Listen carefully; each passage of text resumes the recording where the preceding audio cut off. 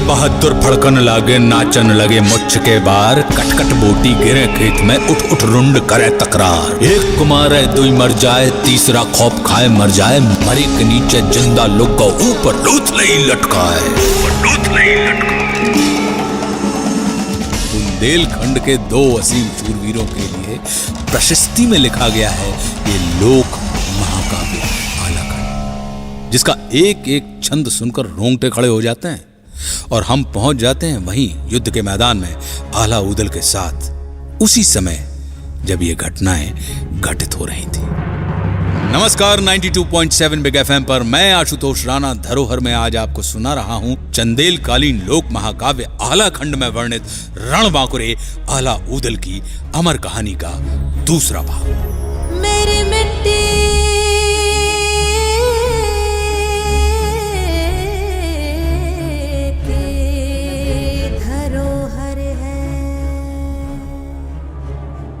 मांडोगढ़ की जीत के बाद आला ऊदल की कीर्ति चारों तरफ फैलने लगी थी, पर ईर्ष्या और द्वेष से भरा उनका मामा माहिल इस बात को स्वीकार नहीं कर पा रहा था और एक नए षड्यंत्र में लग गया। एक दिन, अरे मलखान, तुमने सिरसागढ़ का नाम सुना है?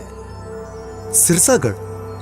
हाँ सुना तो है, लेकिन अचानक मामा जी आप। तो फिर तुम ये भी अवश्य जानते होगे कि राजा परमाल ने तुम्हारे पिता को उसका शासन सौंप दिया था।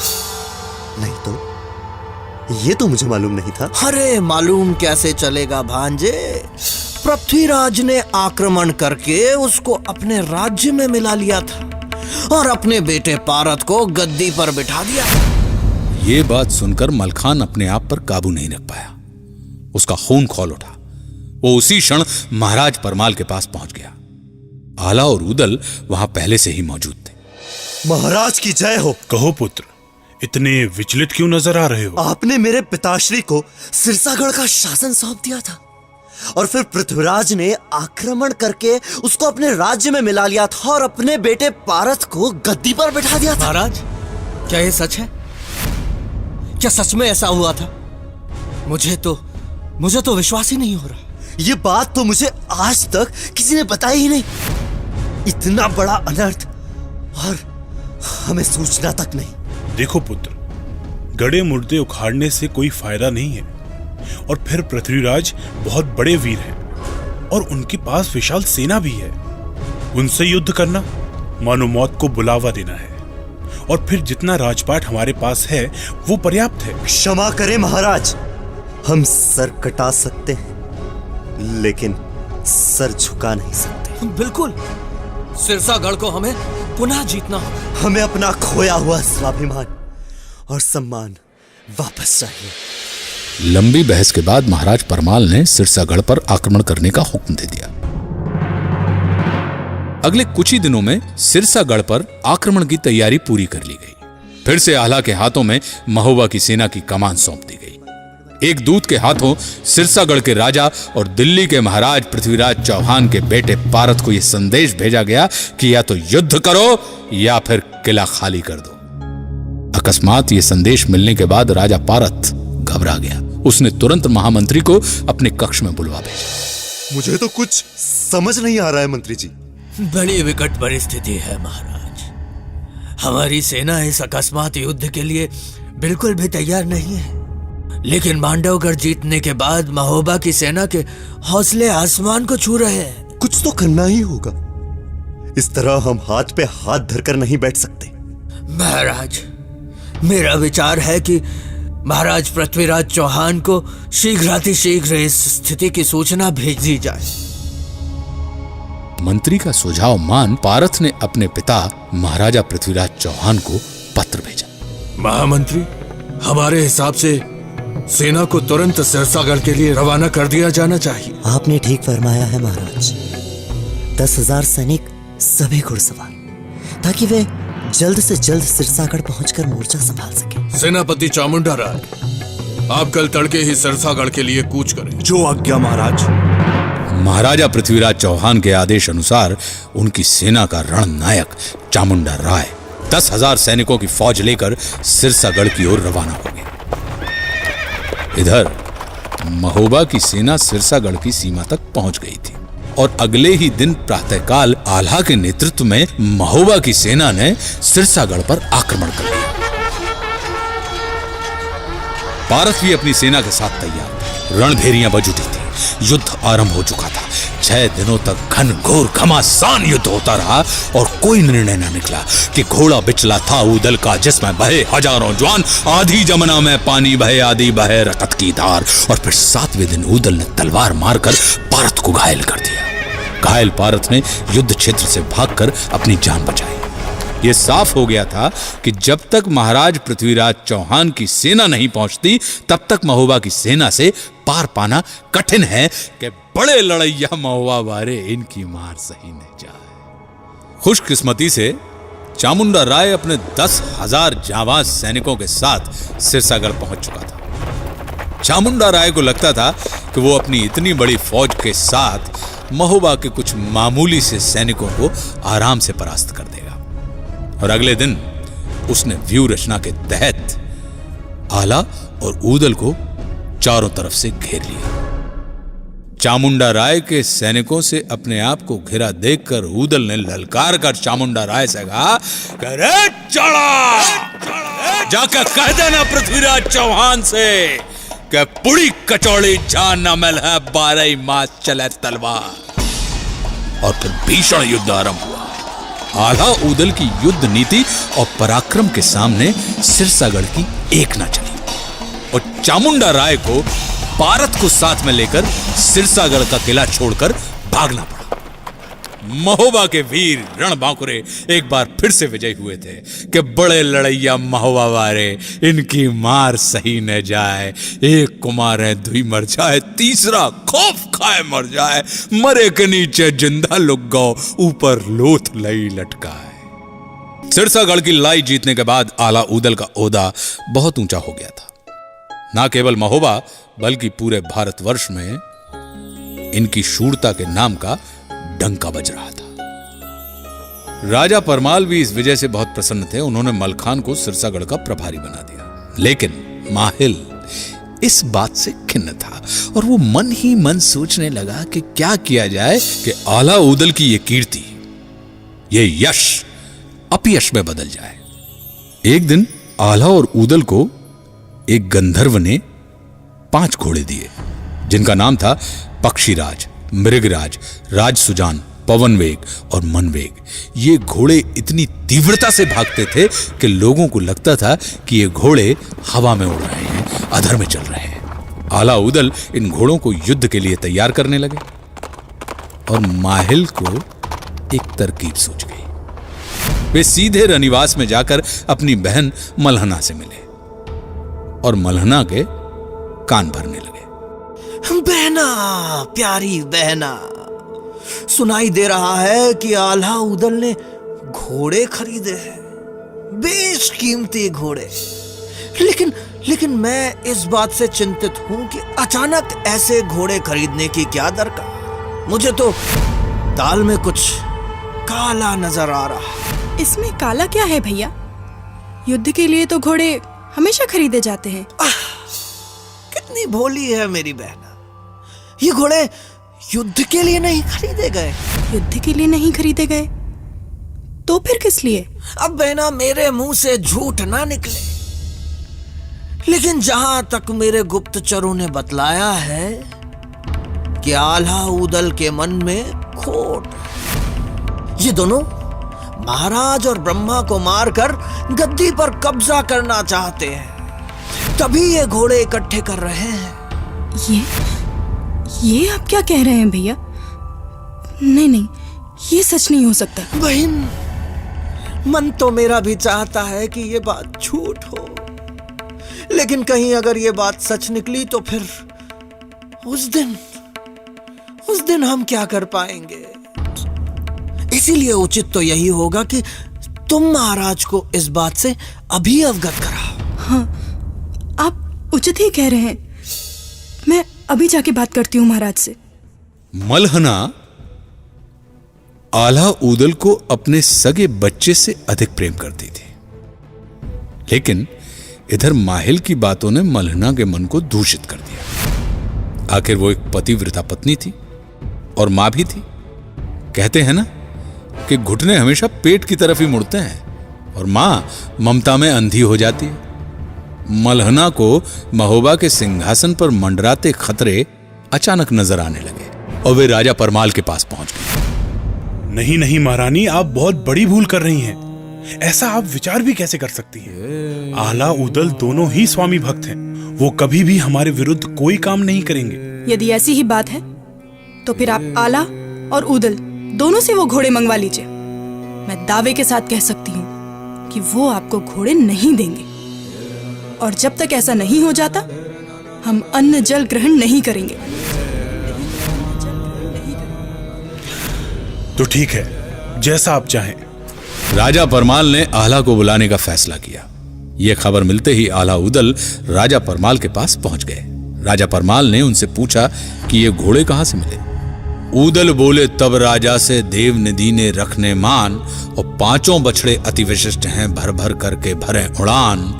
पक्षीराज मृगराज घोड़ दो, एक घोड़ा रहे राज सुजान, और पवन वेग मन वेग भय दो, 5 उड़े लगा के प्राण। ये सुनकर राजा परमाल ने कहा कि ये घोड़े तुम्हें हमें देने होंगे, अन्यथा तुम दोनों भाइयों का महोबा में कोई स्थान नहीं। ये बात सुनकर पूरा राज दरबार स्तब्ध हो गया।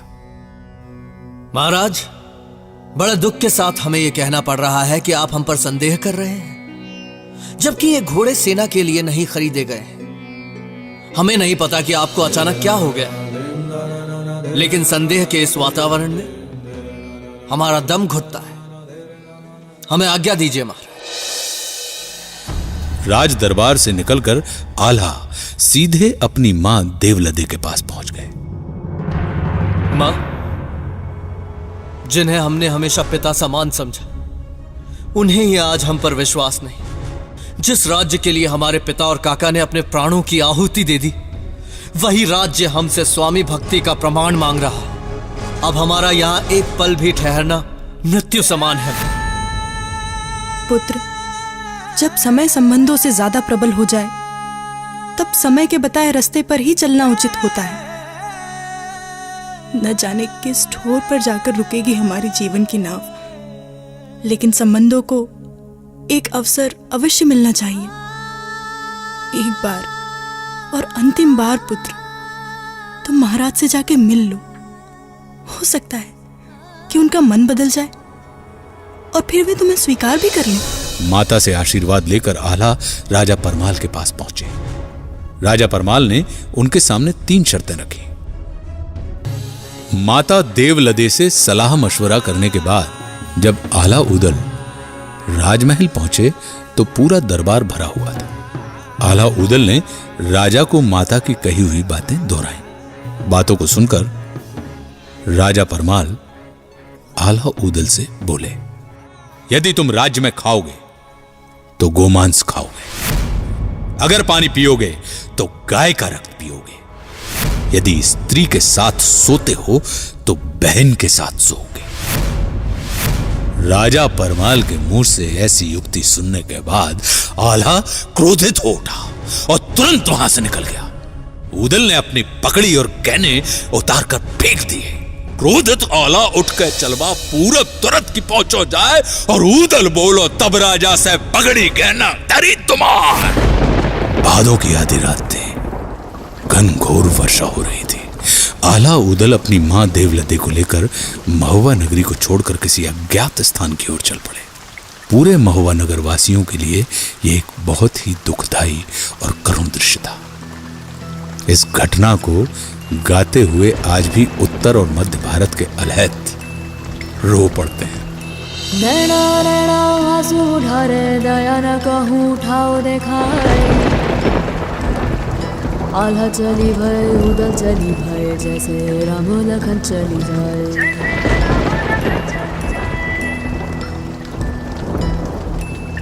सावन चिड़िया ना घर छोड़े, ना बने जर बनी जे जाए, और टप टप बूंदे पड़े कपड़न पर, दया न काहू ठाव दिखाए। आला चली भय ऊदल चली भय, जैसे राम लखन चली जाए। राजा के डर को न बोले, नैना ढबिक ढबिक रह जाए। नगर निवासी आंसू ढारें, फिर से राम चले वन माए। आल्हा ऊदल की इस दुर्दशा की खबर कन्नौज के राजा जयचंद के पास पहुंच गई। राजा जयचंद ने तुरंत आल्हा ऊदल के पास अपना एक दूत भेज दिया। प्रणाम महाबली आल्हा, कन्नौज के राजा जयचंद का मैं दूत हूँ। आप लोगों के लिए उनका संदेश है। सुनाइए। प्रिय आल्हा और उदल, सबसे पहले आपकी माता देवलदे को मेरा प्रणाम। मुझे ज्ञात है कि आप अपना राज्य त्याग चुके हैं। ऐसी अवस्था में मेरी मंशा यह है कि आप मेरे राज्य में आकर रुकें और मेरे यहाँ अतिथि बनकर रहें जब तक आपका मन करे। और इस अवधि में अगर कन्नौज और हम आप सबको रास आ जाए तो मेरा एक विनम्र निवेदन है कि आप दोनों महाबली मिलकर कन्नौज की सेना की बागडोर संभाल कर उसका मान बढ़ाएं। आल्हा ऊदल ने राजा जयचंद्र का निमंत्रण स्वीकार कर लिया और वे कन्नौज की ओर चल पड़े। कन्नौज में राजा जयचंद ने आल्हा ऊदल का राजकीय सम्मान के साथ स्वागत किया और उन्हें राजमहल में ही ठहराया। इधर माहिल बहुत खुश हुआ, लेकिन अब भी उसके मन की ईर्ष्या संतुष्ट नहीं हुई थी। उसके मन में अब भी षड्यंत्र चल रहा था। आल्हा ऊदल राजा जयचंद के महल में रहने लगे और राजा जयचंद की सेना को संवारने में जुट गए। लेकिन इधर आल्हा ऊदल को घर से बेघर करने के बाद भी माहिल चुप नहीं बैठा। मौका मिलते ही एक दिन वो महाराज पृथ्वीराज चौहान के दरबार दिल्ली जा पहुंचा। क्षमा करें महाराज, किंतु मुझे लगता है कि सिरसागढ़ का बदला लेने के लिए आप सिरसागढ़ पर नहीं, महोबा पर हमला कीजिए और महोबा को अपने कब्जे में ले लीजिए। और अभी तो मौका भी बहुत अच्छा है, क्योंकि राजा परमाल ने आल्हा ऊदल को अपने राज्य से बाहर कर रखा है और आल्हा ऊदल अभी कन्नौज में रह रहे हैं। पृथ्वीराज चौहान माहिल की बातों में आ गए और उन्होंने तुरंत अपने महाबली सेनापति चामुंडा राय को बुलाया। चामुंडा राय इस बार 50,000 सैनिकों की सेना लेकर महोबा की ओर कूच कर गया। यह खबर राजा परमाल के पास पहुंच गई। उन्होंने तुरंत राजकुमार ब्रह्मा को बुला दिया। बेटा ब्रह्मा, स्थिति बहुत नाजुक है। हालात को देखते हुए तुम्हारा क्या विचार है? महाराज, आल्हा ऊदल को आप बुला लीजिए। गलती आपकी है, इसलिए स्वीकार भी आप ही को करना चाहिए। और ये बात तो आप भी भली भांति जानते हैं कि बिना आल्हा ऊदल के हम महोबा की रक्षा नहीं कर सकते। राजा परमाल ने चारण जगनिक के हाथों आल्हा ऊदल के पास संदेश भेजने का निर्णय लिया और चारण जगनिक को एक पत्र देकर कन्नौज भेज दिया। इधर महाराज पृथ्वीराज का दूत राजा परमाल के पास पहुंचा। महाराज, महाराजा धीराज पृथ्वीराज सिंह चौहान ने आपके लिए संदेश भेजा है कि या तो आप महोबा को खाली कर दीजिए या फिर युद्ध में उनका मुकाबला कीजिए। उन्हें सूचित कर दो कि हमारे महायोद्धा अभी राज्य में नहीं है। आशा है कि 15 दिन के भीतर वो लौट आएंगे, इसलिए युद्ध के लिए हमें 15 दिन का समय चाहिए। पृथ्वीराज चौहान मौके का फायदा उठाकर महोबा पर हमला करना चाहते थे, लेकिन 15 दिन की मोहलत मांगने वाले इस संदेश ने पृथ्वीराज को धर्म संकट में डाल दिया। आखिरकार उन्होंने क्षत्रिय धर्म का पालन करते हुए राजा परमाल को 15 दिन की मोहलत दे दी। उधर चारण जगनिक आल्हा से कन्नौज के राजमहल में मिले और राजा परमाल का पत्र आल्हा ऊदल को दे दिया। हालांकि जगनिक बहुत वाकपटु था, लेकिन दोनों भाइयों ने उसकी एक न सुनी। माता देवलदे ये वार्तालाप अंदर से सुन रही थी। जैसे ही इन लोगों की बातें खत्म हुई, देवलदे बाहर आई और बोली, जो व्यक्ति अपने व्यक्तिगत कारणों से अपनी मातृभूमि की रक्षा करने से इनकार करता है, उसे क्षत्रिय कहलाने का कोई अधिकार नहीं। और ऐसे पुत्र को जन्म देकर मेरी कोख कलंकित हो गई है। ऐसा न कहो माँ। हमसे ये कैसी भूल होने वाली थी। हम जाएंगे माँ, हम जाएंगे। मां की बात को दोनों भाइयों ने मान लिया और महोबा जाने की तैयारी में जुट गए। इस बात से राजा जयचंद बहुत प्रसन्न हुए और उन्होंने तुरंत अपने भतीजे लाखन को बुलाकर आदेश दिया कि 50,000 सैनिकों के साथ वे भी महोबा पहुंचे। आल्हा उदल को अपनी मातृभूमि से मिलने के लिए अब कोई नहीं रोक सकता था। आल्हा उदल ने महोबा के पास कीर्ति सागर में अपना डेरा डाला और चारण जागनिक को महाराज परमाल के पास सूचना देने के लिए भेज दिया। सूचना पाते ही महाराज परमाल तुरंत कीर्ति सागर के पास आल्हा उदल से मिलने के लिए आ गए और सबको उसी रात महोबा ले जाकर अपने अपने महलों में ठहरा दिया।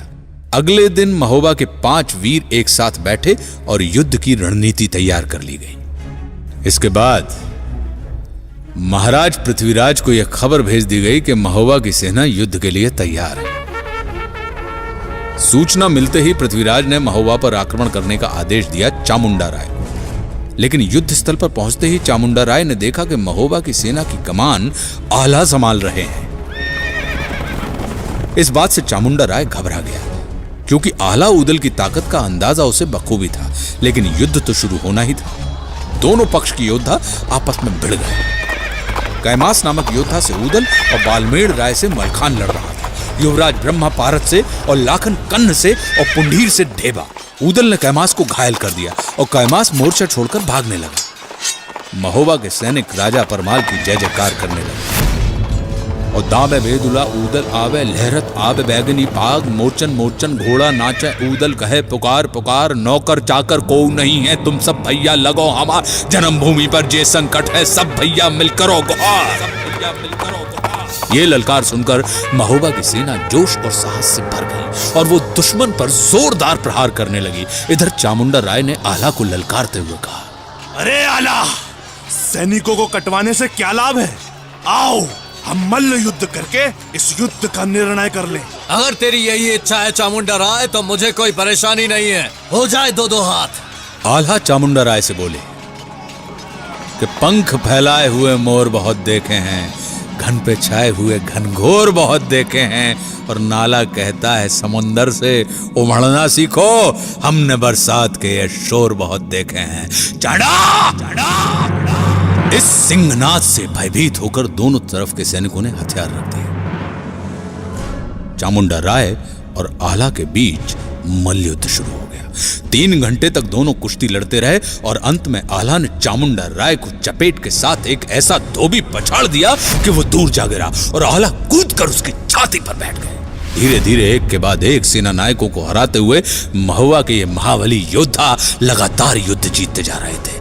महाराज पृथ्वीराज को एक करारी शिकस्त मिली, जिसको पृथ्वीराज जीवन भर कभी भी नहीं भूल पाए। लेकिन कहते हैं ना कि क्षत्रिय के जीवन में 2 ही चीजें होती हैं, या तो युद्ध या मुसीबत। युद्ध जीतने के बाद जब दोनों भाई अपने महल पहुंचे तब उनके सामने एक नई मुसीबत खड़ी थी। एक दिन उदल अपने भाई आल्हा से मिलने के लिए उनके कक्ष में पहुंचे। आल्हा भैया, आओ उदल। मेरी इच्छा है कि इस बार गंगा दशहरा के अवसर पर बिठूर जाकर गंगा स्नान कराऊं। देखो उदल, बिठूर में उन राजाओं के खेमे भी पड़ेंगे जिनसे हमारी शत्रुता है, इसीलिए मेरा मानना है कि वहां जाना तुम्हारे लिए उचित नहीं होगा। फिर भी अगर जाना चाहते हो तो बस इतना कहूंगा कि सावधानी बरतना। भैया, आपकी बात को मैं सदैव याद रखूंगा। इस तरह उदल गंगा दशहरी का स्नान करने बिठूर जाने की तैयारी करने लगे। उनको तैयारी करता देख आल्हा का बेटा इंदल अपने चाचा से बोला, अरे काकाश्री, आप कहाँ जाने की तैयारी कर रहे हैं? बेटा, मैं गंगा दशहरा के अवसर पर बिठूर में गंगा स्नान करने जा रहा हूँ। तो फिर तो मैं भी चलूंगा आपके साथ, बड़ा आनंद आएगा। तुम जा तो सकते हो, परंतु पहले अपनी माँ से अनुमति ले लो। अगर वो अनुमति दे दे तो ही तुम मेरे साथ चल सकते हो।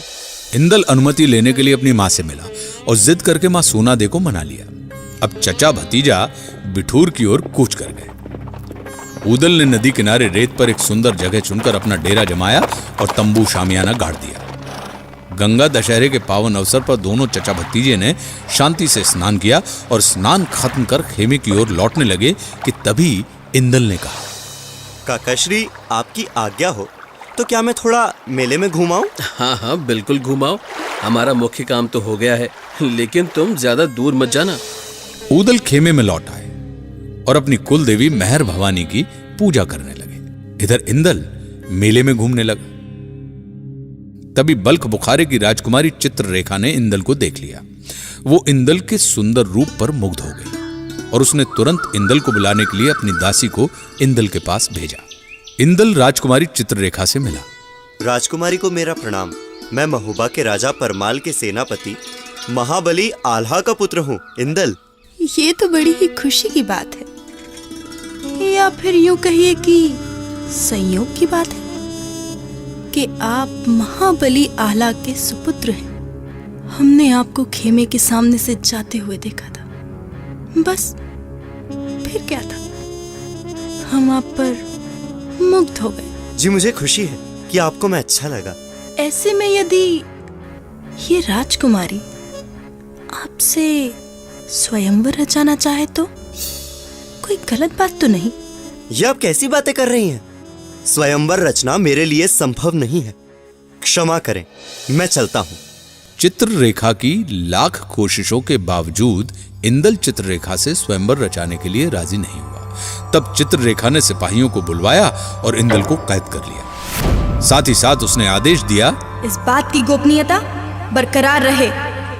मेरे माता पिता को भी इस बात की खबर न हो। अगर किसी ने भी मुंह खोला तो उसका परिणाम अच्छा नहीं होगा। इधर उदल अपने डेरे पर इंदल का इंतजार कर रहे थे। उदल को जब पता चला कि इंदल लापता है तो वे विचलित हो गए। उन्होंने पूरा मेला छान मारा। बदकिस्मती से उस मेले में माहिल ने अपना खेमा जमाया हुआ था।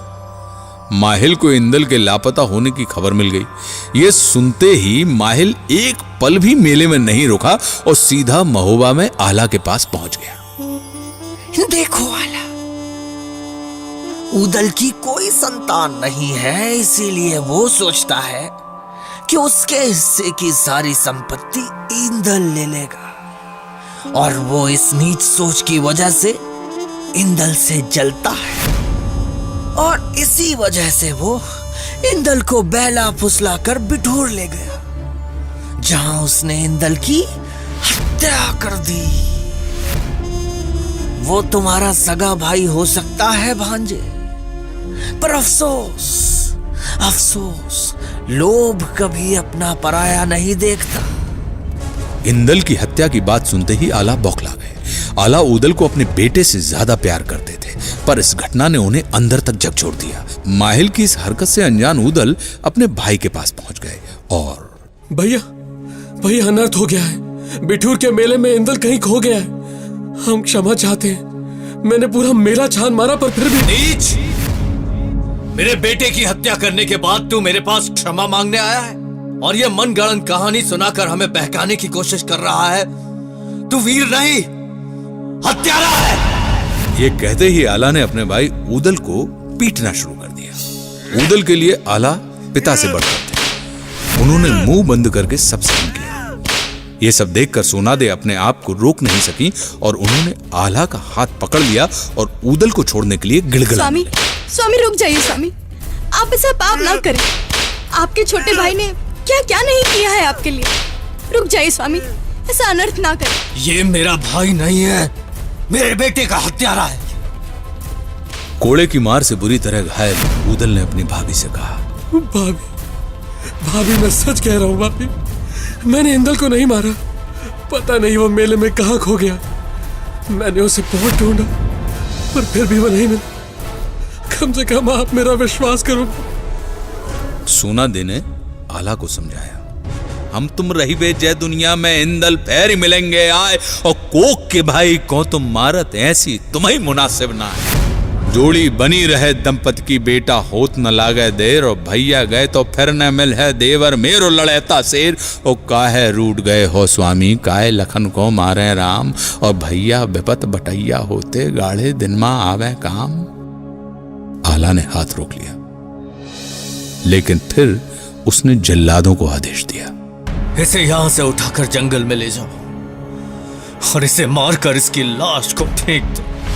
ऐसे धोखेबाज की लाश को तो जानवर भी नहीं खाएंगे। जल्लाद उदल को लेकर जंगल की ओर चल पड़े। पीछे पीछे सोनादे भी आ गई और थोड़ी दूर पहुंचते ही सोनादे ने जल्लादों को रोक दिया। रुकिए, आप लोग इन्हें यहीं छोड़ दीजिए और सेनापति आला को इस बात का पता नहीं चलना चाहिए। उन्हें सिर्फ ये बता दें कि उन्होंने जैसा कहा था वैसा ही किया गया है। जब उनका गुस्सा शांत होगा वो भी अपने भाई के लिए व्याकुल हो जाएंगे। अब आप सब यहां से जा सकते हैं। सोनादे लौट आई और ऊदल को जल्लादों ने जंगल में छोड़ दिया। जंगल में ऊदल भटकने लगे। वो समझ नहीं पा रहे थे कि ये क्या हो रहा है उनके साथ। ऊदल जंगल में भटकते हुए अपनी ससुराल नरवरगढ़ पहुंच गए। वहां ऊदल अपने साले युवराज मकरंद राय से मिले और पूरी कहानी उसको बताई। मुझे नहीं मालूम कैसे, पर यह सच है कि बिठुर के मेले में इंदल कहीं खो गया है। ऐसा होना तो संभव नहीं लगता। इंदल इतना बच्चा भी नहीं कि खो जाए। मुझे लगता है कि किसी ने उसे अगवा किया होगा। आप चिंता न करें, मैं अवश्य कुछ करता हूं। अब ऊदल गुप्त रूप से राजमहल में रहने लगे थे और मकरंद ने चारों ओर इंदल को ढूंढने के लिए अपने गुप्तचर भेज दिए थे। कुछ दिन बाद एक गुप्तचर आकर मकरंद से मिला। राजकुमार की जय।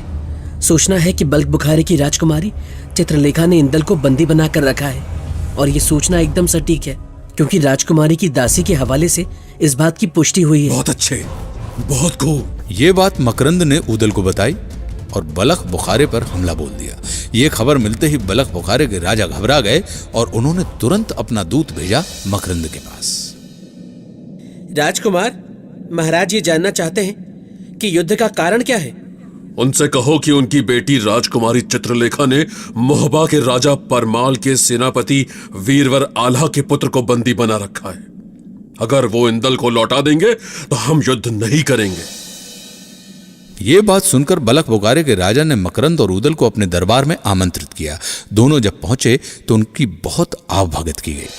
क्षमा करें महाराज, लेकिन ये युद्ध करना अनिवार्य था। आप जानते नहीं है कि इस घटना से मोहबा के पूरे राज परिवार पर क्या असर पड़ा है। महाबली ऊदल और राजकुमार मकरंद, हम क्षमा प्रार्थी हैं, किंतु इस बारे में मुझे कुछ नहीं पता था।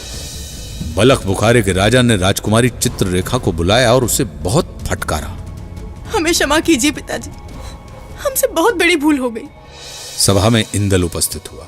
तब चित्ररेखा ऊदल को संबोधित करते हुए बोली, अतिथिगण, मैं इंदल से स्वयंवर करना चाहती हूँ, पर इंदल है कि मानता ही नहीं।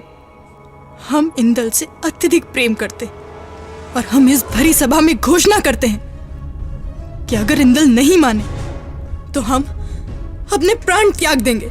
राजकुमारी, महोबा में हम कोई काम चोरी छुपे नहीं करते। आप इंदल को वापस कर दीजिए और हम आपको वचन देते हैं कि हम स्वयं आपका ब्याह इंदल से करवाएंगे। और फिर मकरंद ऊदल और इंदल को लेकर नरवरगढ़ की ओर चल पड़े। रास्ते में मकरंद ने ऊदल और इंदल को सिरसागढ़ में मलखान के पास छोड़ दिया। इंदल को जीवित देखकर मलखान बेहद खुश हुआ। मलखान ने ऊदल को गले लगा लिया और दोनों बहुत देर तक आंसू बहाते रहे। सभासदों की आंखों में भी पानी आ गया। इसके बाद मलखान ने सिर्फ इंदल को ही महोबा भेज दिया और दूत के हाथों राजा परमाल को एक पत्र भेज दिया। इंदल को लेकर मलखान का दूत महोबा में प्रवेश कर गया। वो सीधे जाकर राजा परमाल से मिला। राजा परमाल इंदल को जीवित देखकर बहुत प्रसन्न हुए, लेकिन उन्होंने ये सबके सामने जाहिर नहीं किया क्योंकि महोबा में सब जानते थे कि आल्हा ने जल्लादों के हाथों अपने भाई ऊदल को मरवा डाला है। इस बात से राजा परमाल बहुत खिन्न थे। राजा परमाल ने आल्हा और सोनादे को बुलाया। इंदल को देखकर दोनों माँ बाप अपने बच्चे से लिपट लिपट कर रोने लगे। तभी दूत ने मलखान की चिट्ठी पढ़कर सुनाने की अनुमति मांगी। राजा परमाल ने अनुमति दी। सब ध्यानपूर्वक दूत को सुनने लगे। सेनापति महाबली आल्हा, इंदल को बलख बुखारे की राजकुमारी ने अगवा कर लिया था और ये बात राजकुमारी के पिता भी नहीं जानते थे। अब इंदल ने बलख बुखारे की राजकुमारी से विवाह करने का वचन दिया है। अब आप अपने पुत्र को ले जाकर विवाह करवाइए। हम बारात में सम्मिलित नहीं होंगे क्योंकि आपने अपने भाई की हत्या कराई है। हत्यारे की बारात में हम शामिल नहीं होंगे। मलखान। आल्हा के सर पर पहाड़ टूट पड़ा था। उन्हें एहसास हुआ कि उनसे कितनी बड़ी भूल हो गई है। उन्होंने अपना खंजर निकाल लिया और अपने गले पर चलाने लगे कि तभी इंदल ने उन्हें रोक दिया। पिताश्री, काकाश्री जीवित हैं। और मलखान काकाश्री के पास सकुशल है। ये बात सुनते ही सब लोग एकदम चौंक गए। खुशी का ठिकाना ना रहा। आला उसी वक्त सिरसागढ़ की ओर रवाना हो गए। सिरसागढ़ के किले में पहुंचते ही आला सीधे अपने भाई ऊदल के गले से लिपट गए। भाई, मुझ जैसे महानीच को तो क्षमा का भी कोई अधिकार नहीं, किंतु आज मैं तुमसे क्षमा नहीं, अपनी करने का दंड मांगना चाहता हूं।